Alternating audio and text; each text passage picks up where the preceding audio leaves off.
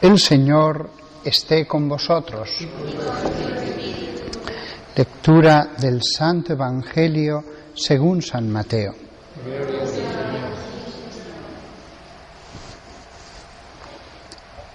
En aquel tiempo dijo Jesús a sus apóstoles: Id y proclamad que ha llegado el reino de los cielos. Curad enfermos, resucitad muertos, limpiad leprosos, arrojad demonios. Gratis habéis recibido, dad gratis. No os procuréis en la faja oro, plata, ni cobre, ni tampoco alforja para el camino, ni 2 túnicas, ni sandalias, ni bastón. Bien merece el obrero su sustento. Cuando entréis en una ciudad o aldea, averiguad quién hay allí de confianza y quedaos en su casa hasta que os vayáis.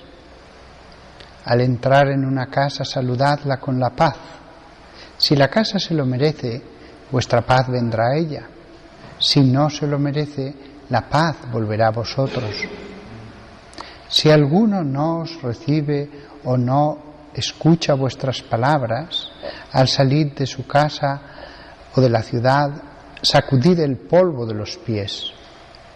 En verdad os digo que el día del juicio le será más llevadero a Sodoma y Gomorra que a aquella ciudad.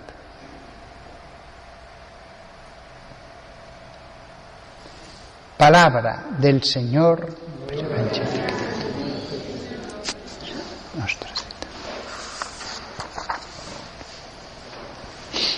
Solo quería fijarme en el primer versículo que hemos leído del Salmo 79.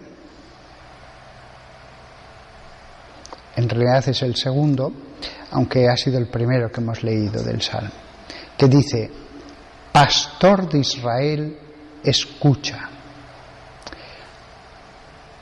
Este versículo tiene un mensaje para la Iglesia hoy día, y es que Dios era el pastor de Israel, pero sigue siendo el pastor de la Iglesia. Muchos, al hablar de la Iglesia, es como si la entendieran como algo que tuvo su origen en Dios, pero que está abandonada sobre la tierra en manos de los hombres hasta el día del juicio. Eso no fue así con Israel. En Israel, en determinados momentos, les envía a los jueces. Después va expresamente a nombrar a Saúl y después a David como reyes. Después enviará a los profetas. Después hará surgir a los macabeos. Y seguirá habiendo hombres sabios que escribirán los libros sapienciales desde que vuelven de Babilonia hasta Juan Bautista. Es decir, se ve cómo se cumple este versículo en el que se nos dice que Dios es el pastor de Israel.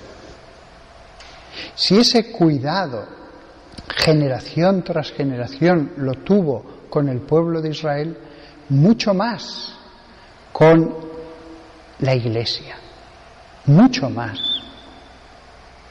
Con lo cual,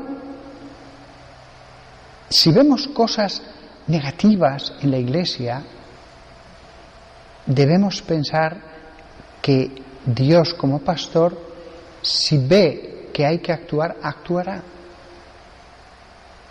La Iglesia no es algo que tuvo su origen en Dios y ha sido abandonado sobre la faz de la tierra. No es así. No está asegurada solamente la ortodoxia de la fe en la Iglesia. Dios es el pastor. Uno se puede preguntar por qué entonces a veces se permiten males grandes. Bueno, cuando Dios dice actúo, Él actúa. No significa eso que el mal sea querido, pero sí permitido. Pero toda permisión de todo mal dentro de la Iglesia y fuera siempre es en la medida de la permisión de Dios. Esto es muy importante, porque las personas muy creyentes y que tienen celo por la Iglesia y que les duelen los males de la Iglesia, a veces hablan sin tener en cuenta este versículo. Pastor de Israel, escucha. Tú que te sientas sobre querubines resplandece. Despierta tu poder y ven a salvarnos. Dios del universo, vuélvete, mira desde el cielo, fíjate, ven a visitar tu viña. Dios está en su viña, en la Eucaristía está incluso corporalmente. Cuida la cepa que tu diestra plantó. Que todos nosotros, cada vez que veamos el mal dentro de la Iglesia, en los fieles, en los pastores de pastores, recordemos este versículo y entonces entenderemos que nunca el desasosiego, la pérdida de la paz, la división pueden anidar en nosotros.